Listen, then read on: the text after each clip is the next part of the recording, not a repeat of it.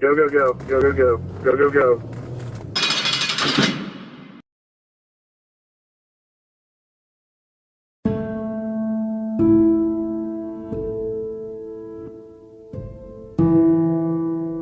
Folks, welcome back to another episode of The Fallen Badge.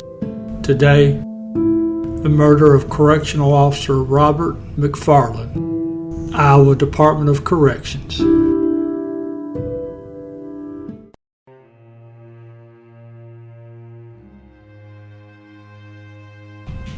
Officer McFarland was 46 years old.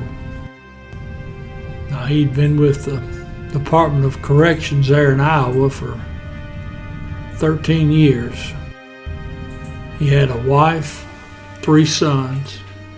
His mama was still alive. He had 2 sisters and a brother.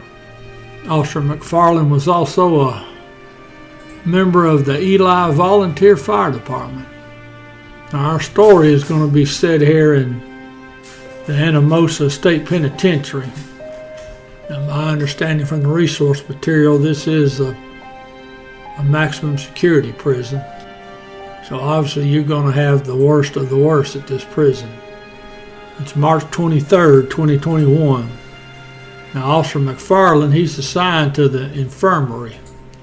Now, in there with Officer McFarland is a nurse, Nurse Schulte, and there's at least one other inmate in there being treated.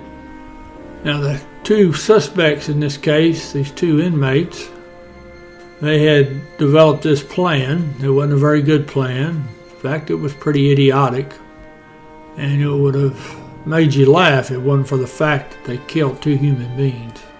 They were able to gain access, these 2 inmates, to the infirmary. Now, they gave some story about they were part of the prison repair program. Now, I'm going to take it that they would have had to have at least gone through one set of secure doors. That means somebody had to have let them in. And they were armed with hammers. They also had a grinder. They were going to use that on the bars. So they get inside the infirmary and they attack Officer McFarland and Nurse Schulte with these hammers. I don't know how many times they were both hit in the head, but both victims had several impact wounds on their head, and both would die there in the infirmary with skull fractures. Now, the one inmate inside the infirmary, he attempted to stop the attack, and this inmate also suffered a skull fracture, but now he survived. So these 2 morons take their grinder that they brought in with them. They busted out the interior glass there in the infirmary. And they're going to use that grinder and they're going to cut their way through the bars so they can make their escape. Now, this section of the prison, if they can get through the bars, they would be outside the prison. Well, the grinder doesn't work. So now they've murdered 2 human beings and almost killed a 3rd. And they figured out that this ain't going to get it done. So they grab another nurse that's in there and they use her as a hostage. And then they take off back into the prison where they were apprehended by other correctional officers. Now, both these inmates had been in prison for robbery convictions. I don't think either one of them was a lifer, but they are now. They were both charged with first-degree murder, attempted murder, and an abduction. They were sentenced to life, no parole, for the 2 murders. Nurse Schulte, she had been with the Department of Corrections for 14 years. Now, Officer McFarland's wife, she filed a lawsuit against the Iowa Department of Corrections. Part of her claim in her lawsuit was that prison was budgeted for 201 staff members, but they only had 172. Maximum occupancy of inmates for this prison was 911. They had over 951. And that it had been this way for at least 5 months before the attack. Part of the lawsuit also mentioned that The warden had failed to provide a safe working environment for his employees. And they also had failed to properly train some of the officers, which sounds like a familiar accusation against prisons in the United States.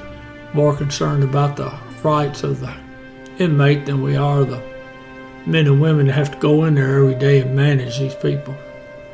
Now, part of this lawsuit also mentioned that these inmates got a hold of tools without supervision, and they were able to carry these tools to the infirmary, again unsupervised. Now, other parts of this lawsuit spoke about the fact that none of the employees inside the infirmary had radios or enough radios to call for help. So a lack of communications amongst employees. And of course, this inability to call for help slowed down the process of taking these two suspects back into custody. And what the Department of Corrections did in Iowa, like they do all over the country, they said, we're sorry, we'll lower the flags to half staff and we'll throw a couple of $1 million at the Department of Corrections. Well, that's not the solution. You need to fix the problems. Now, the only people who know what the problems are the actual correctional officers that work inside the facility.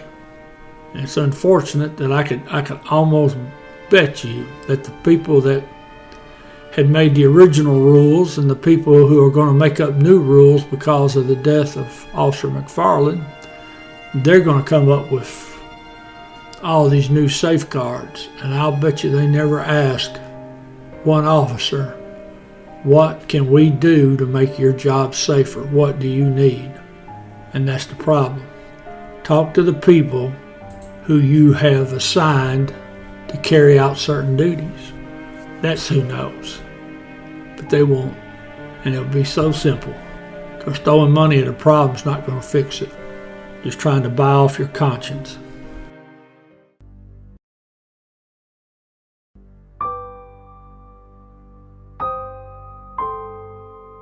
Correctional Officer Robert Levi McFarland. End of watch, March 23rd, 2021.